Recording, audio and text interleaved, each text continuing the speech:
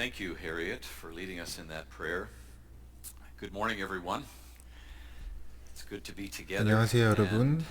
오늘도 함께 할 수 있어서 gather 감사하게 for worship 생각합니다. this summer, as many of you know, we 이미 많이들 continue 아시는 in 것처럼 this season of summer 이번 and 여름에도 psalms, looking 우리 at various psalms 다양한 from 시편들을 the 함께 Revised 그 Common 렉셔너리의 순서에 따라 God's 살펴보고 Word 하나님의 together 말씀을 듣는 in this prayer book of 그러한 Church. 시편과 함께하는 This 여름을 morning, 이어가고 we're going 있습니다. to be reflecting on Psalm 89. 오늘 아침에는 If you 시편 have your pew Bibles 89편을 open, or maybe 보게 you 됩니다. have a Bible open on your device, 여러분 성경을 you'll see that it's a rather long 보시거나 psalm. In 또 fact, 혹은 it's the third 그 longest 성경 psalm in 앱으로 the Psalter. 말씀을 보시면 So we're not going to 좀 read 긴 through the 시편이라는 entire 것을 thing. What I'd like to do, though, is 아실 수 있을 것입니다. take us through 실제로 the structure 시편 of the psalm 89편은 and read 세 just 번째로 selected 긴 portions of it 시편입니다. together 그래서 this 다 morning. 읽지는 And so 못하고 that'll be displayed on the screen as we go through. 대신 이 시편의 전체적인 구조를 먼저 살펴보고 또 일부를 함께 읽어보려고 합니다. This is actually a rather difficult psalm 이 to preach. 시편 89편은 설교하기에 쉽지는 않은 말씀입니다. 왜냐하면 좀 이해하고 받아들이기 어려운 부분들이 있기 때문입니다. 다 그렇지는 않습니다. 이 시편의 시작은 아주 장엄한 찬양으로 시작합니다. 하지만 시편이 어느 시점에 전환점을 맞이하고 그 이후에는 후반부로 갈수록 그 놀라운 하나님의 신실하심과 능력을 향한 그 찬양과는 다르게 하나님에 대한 질문과 또 하나님을 향한 비난들이 나옵니다. 그런데 정말 하나님께 그렇게 기도할 수 있을까 싶을 정도로 어려운 내용입니다. 주님, 언제까지 숨어 계시렵니까? 언제까지 당신의 진노를 불처럼 태우실 겁니까? 라고 46절에 말씀하고 있습니다. 이 시편은 특별히 그 구조가 매우 중요합니다. 그 구조 자체가 우리에게 주시는 말씀이 됩니다. 특별히 하나님이 안 계신 것처럼 느껴지는 그러한 삶의 순간에 또 그러한 계절을 지나고 계신 분들에게 중요한 격려의 말씀이 될 것입니다.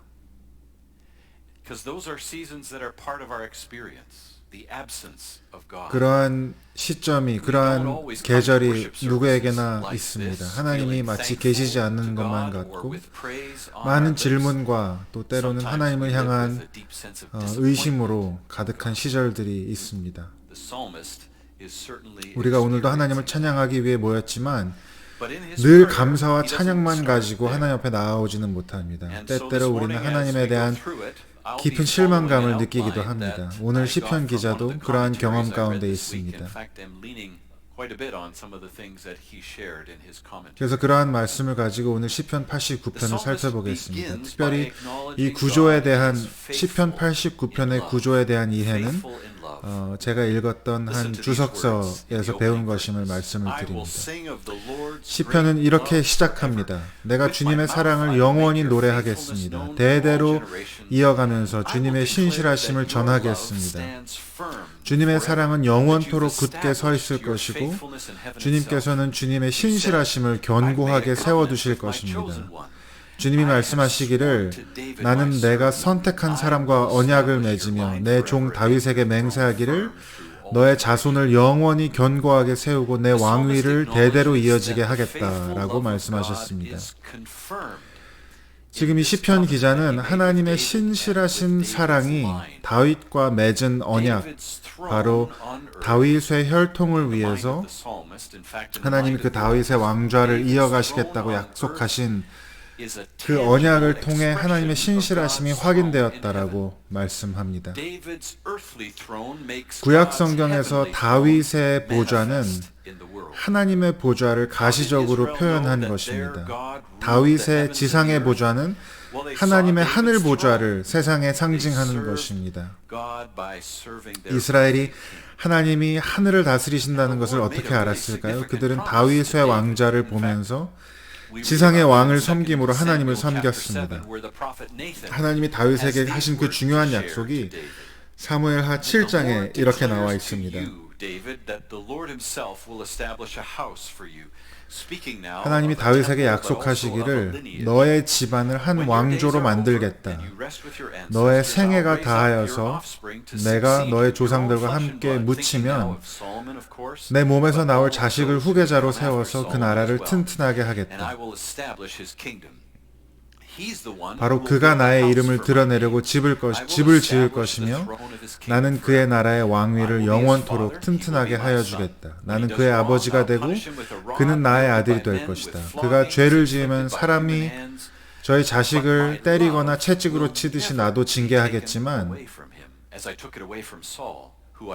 내가 사울에게서 나의 총애를 거두어 나의 앞에서 물러가게 한 것처럼 너의 자손에게는 그렇게 하지 아니하겠다. 너의 집과 너의 나라가 영원히 이어갈 것이며 너의 왕위가 영원히 서 있을 것이다.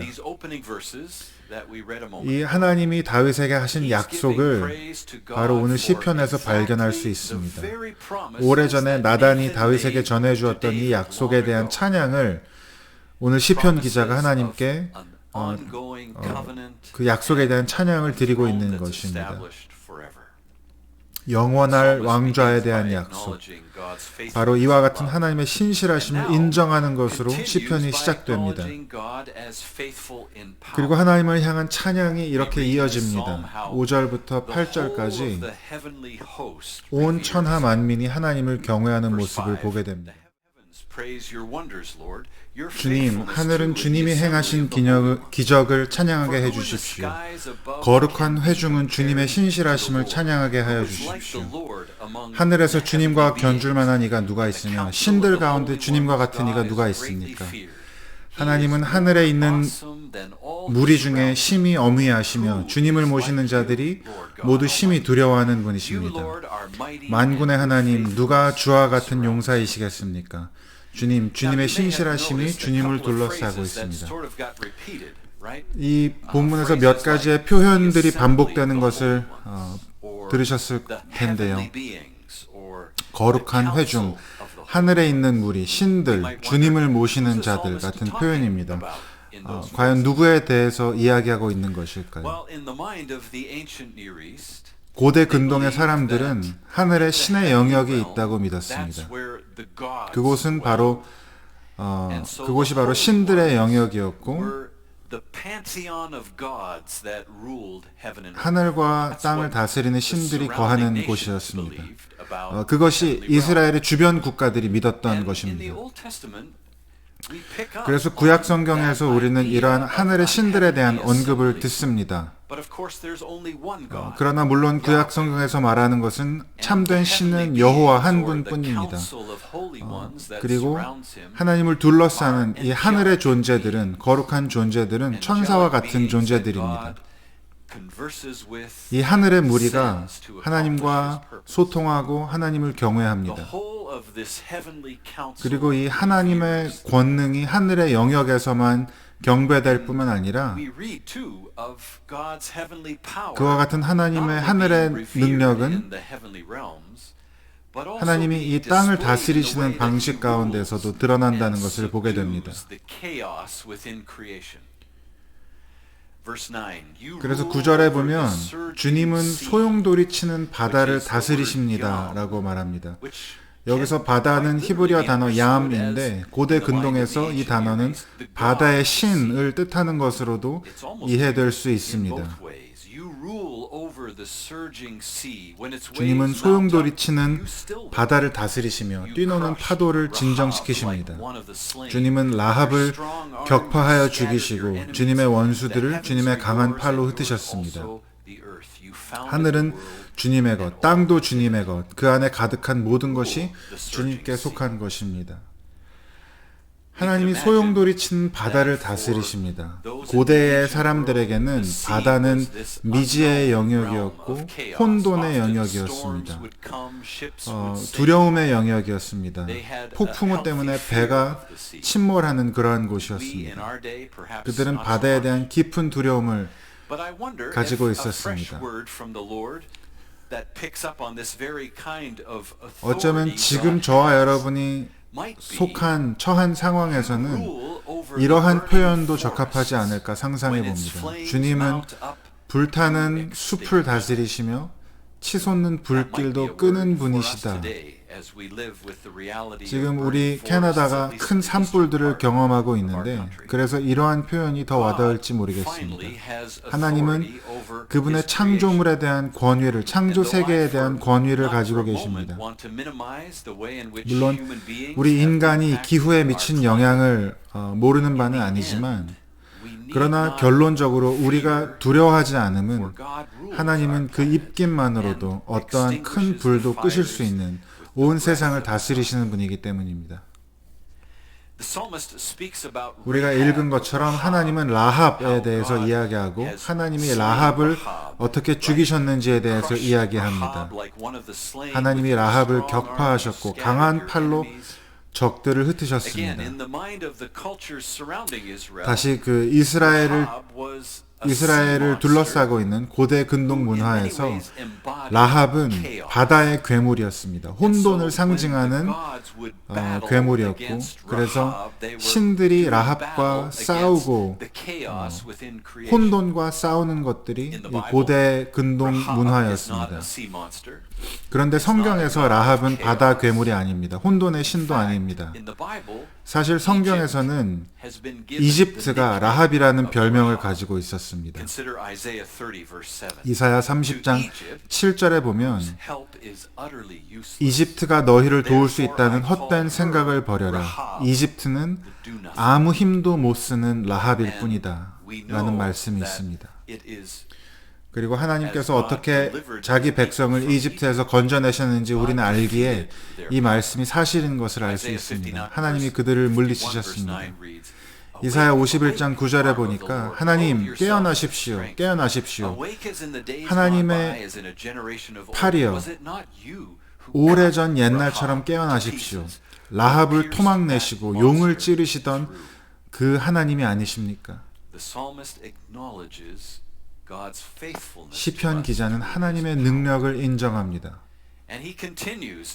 그리고 하나님이 우리를 위한 분이라고 말합니다. 주님께서는 하나님의 백성의 영광스러운 힘이십니다. 주님의 사랑 덕분에 우리는 승리의 뿔을 높이 쳐들게 됩니다. 주님은 우리의 방패이십니다. 이스라엘의 거룩하신 하나님, 참으로 주님은 우리의 왕이십니다. 그리고 이제 우리는 시편의 다음 부분으로 넘어가게 됩니다.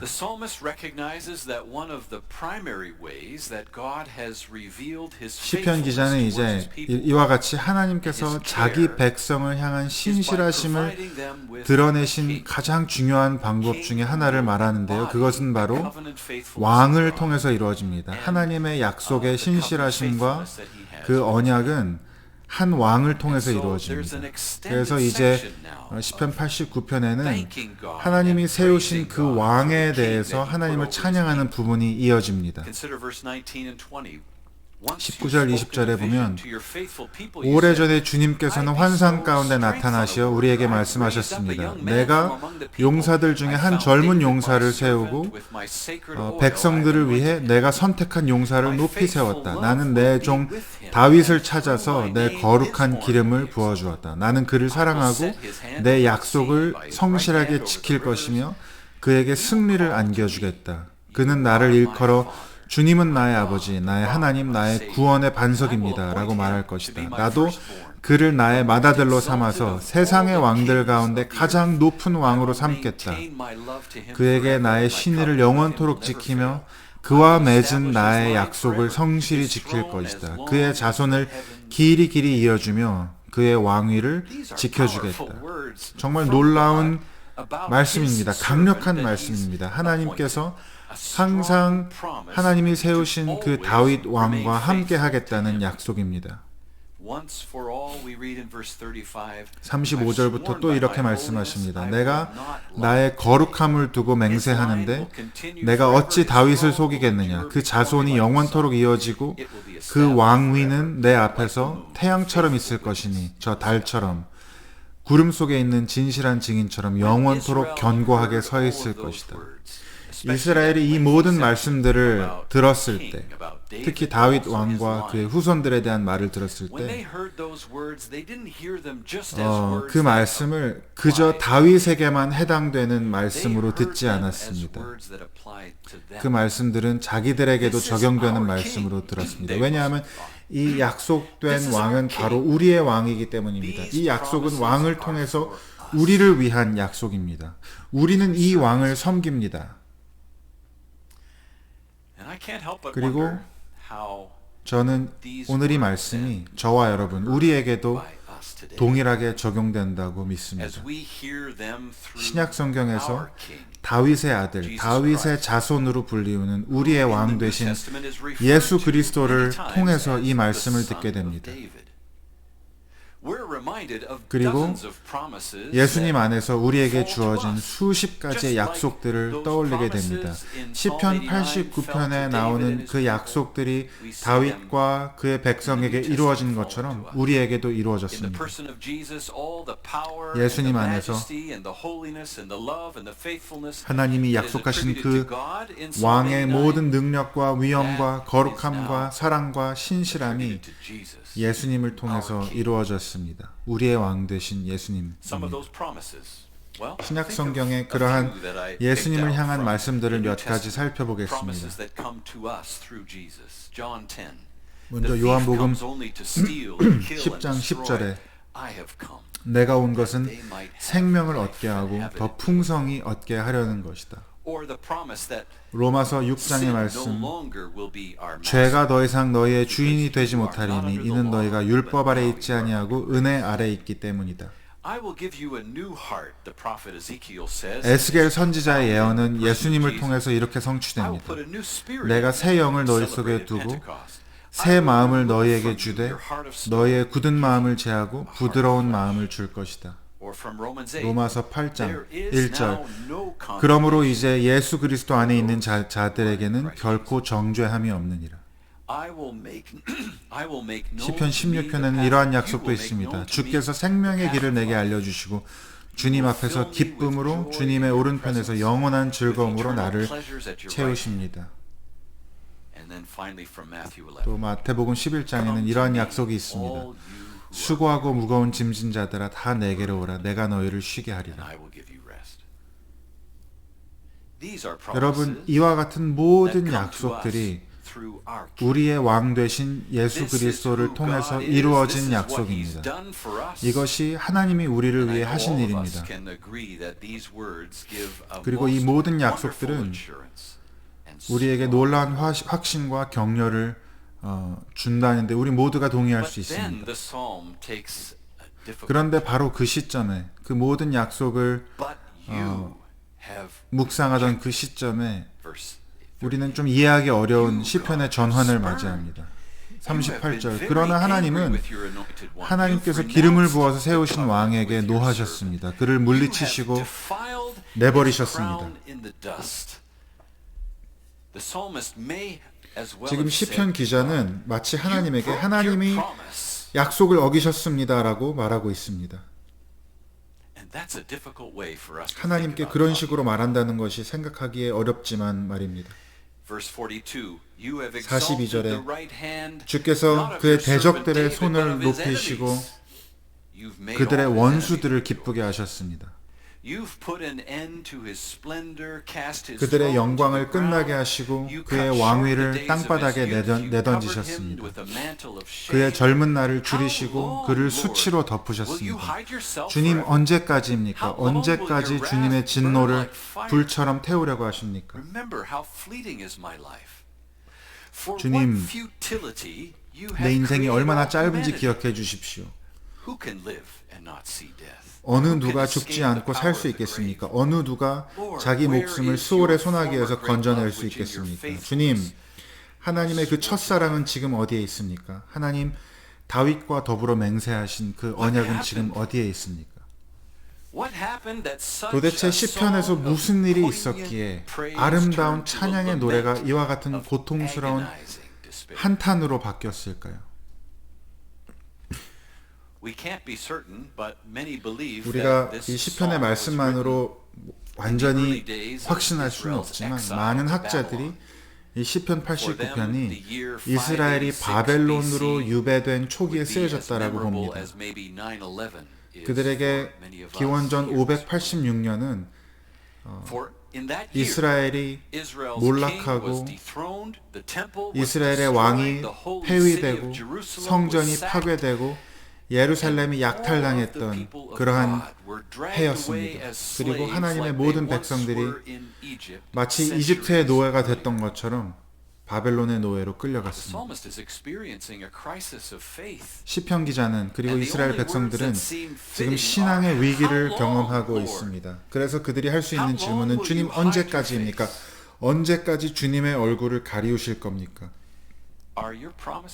하나님이 하신 약속을 잊으셨습니까? 라는 질문입니다.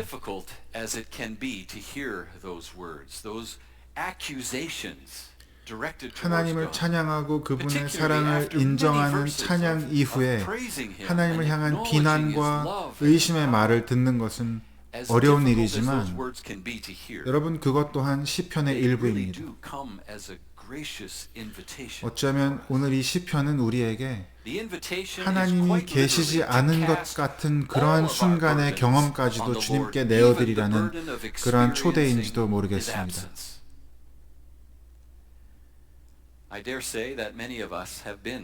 여러분, 저와 여러분, 우리 중에 많은 분들이 그러한 경험을 하셨을 겁니다. 그리고 어쩌면 여러분 중에는 지금 그런 시간을 지나고 계신 분들이 있을지도 모르겠습니다. 하나님이 우리를 잊으신 건 아닌지, 하나님이 우리를 버리신 건 아닌지, 하나님이 우리에게 거짓 약속을 하신 건 아닌지 진심으로 주님 궁금합니다. 주님, 저는 주님을 섬기기 위해서 최선을 다했습니다. 가정에서, 나의 자녀와의 관계에서, 또 내가 속한 사회에서 완벽하지는 않았겠지만 최선을 다해서 살았습니다. 그런데 하나님 도대체 무슨 일이 일어났는지 보십시오. 이러한 고통 가운데 하나님은 도대체 어디에 계십니까?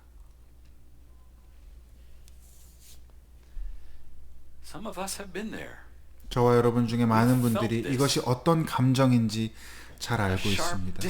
얼마나 빨리 이 시편의 말씀처럼 얼마나 빨리 우리가 감사와 찬양의 자리에서 고통과 의심의 자리로 이동할 수 있는지, 우리의 삶 가운데 비극이 닥쳤을 때 얼마나 빨리 하나님이 그 얼굴을 우리에게 가리시는 것처럼 느껴지는지 말입니다. 사랑하는 사람의 갑작스러운 죽음, 갑작스러운 큰 병의 진단, 결혼 생활의 파탄 등, 또는 우리가 깊이 아끼는 사람이 하나님을 향한 신앙으로부터 등을 돌렸을 수도 있습니다. 하나님, 이 모든 상황 가운데 주님은 어디에 계십니까? 오늘 시편은 우리에게 그 모든 질문에 대한 답을 주지는 못합니다.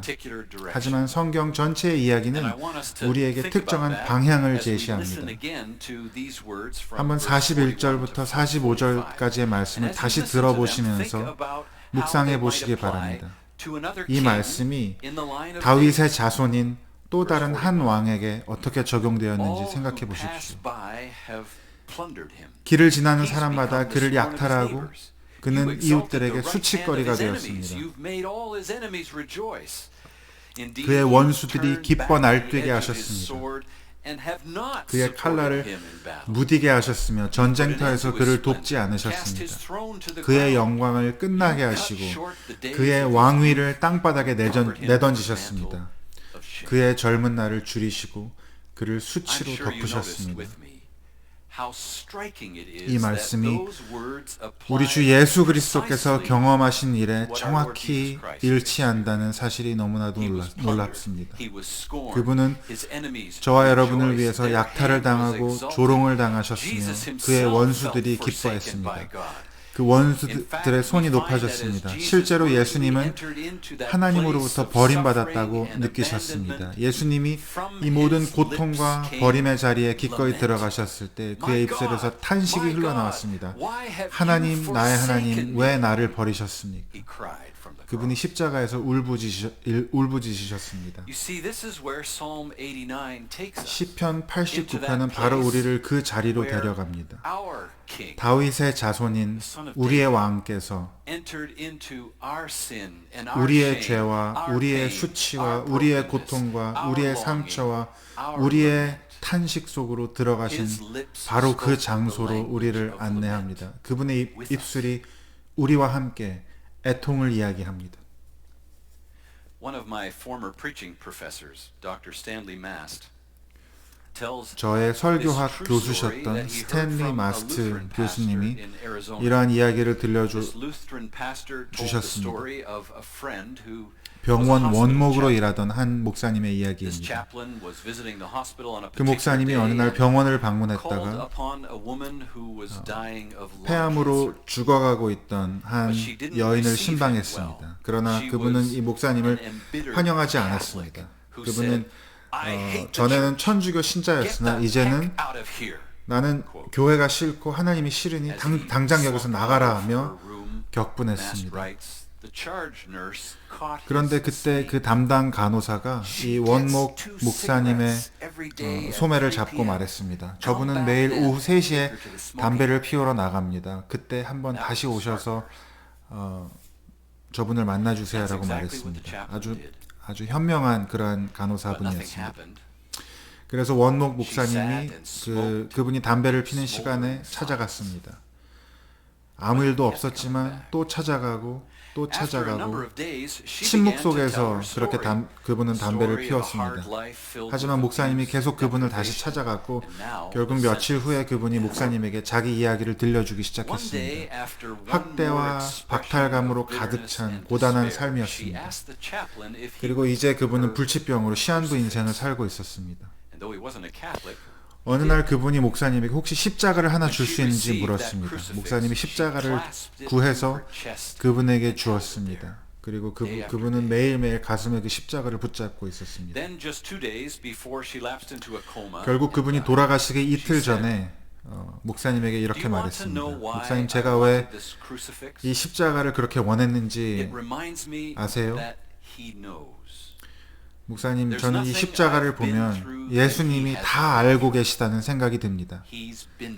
제가 겪은 모든 어려움 중에, 모든 고통 중에 예수님이 직접 겪지 않으신 일은 없으니까요. 그분도 다 겪어보셨으니까요. 그분이 다 알고 계시니까요. 예수님은 정말 거기에 계셨습니다. 십자가의 고통 속에서도, 어둠 속에서도 나의 하나님, 나의 하나님, 어찌하여 나를 버리셨나이까라고 부르짖을 수밖에 없는 그 자리에도 예수님이 계셨습니다. 그리고 그분이 거기 계셨기 때문에 우리는 그 고통의 자리에 있지 않아도 되게 되었습니다. 다시 한번 말씀드립니다.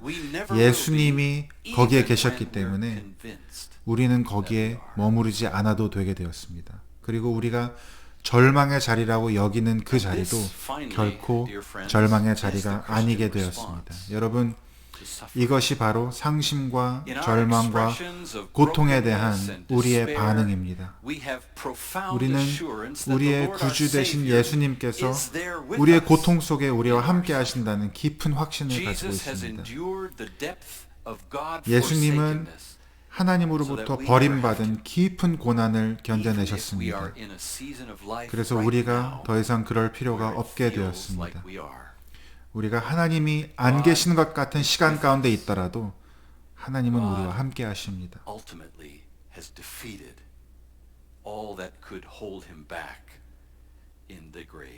하나님은 예수 그리스도를 그 죽음 가운데서 붙잡는 모든 것들을 물리치셨습니다. 제가 읽었던 주석서에서 읽었던 이 구절을 여러분과 나누면서 설교를 마무리하고 싶습니다.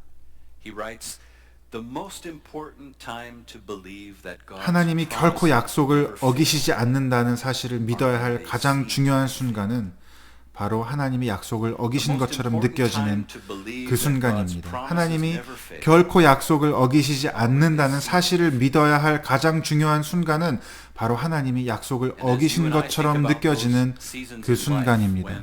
여러분, 저와 여러분이 하나님의 약속이 깨어진 것처럼 보이는 인생의 계절을 지날 때 우리 주 예수 그리스도께서 이미 우리를 알고 계시고 우리와 함께 이미 그 아픔을 지나셨으며 언젠가 약속의 날에 우리와 함께 영원히 함께 하실 것이며 우리를 그 어떤 순간에도 그분의 손으로 단단히 붙잡고 계신다는 것을 믿으실 수 있기를 성부와 성자와 성령의 이름으로 기도합니다. 아멘.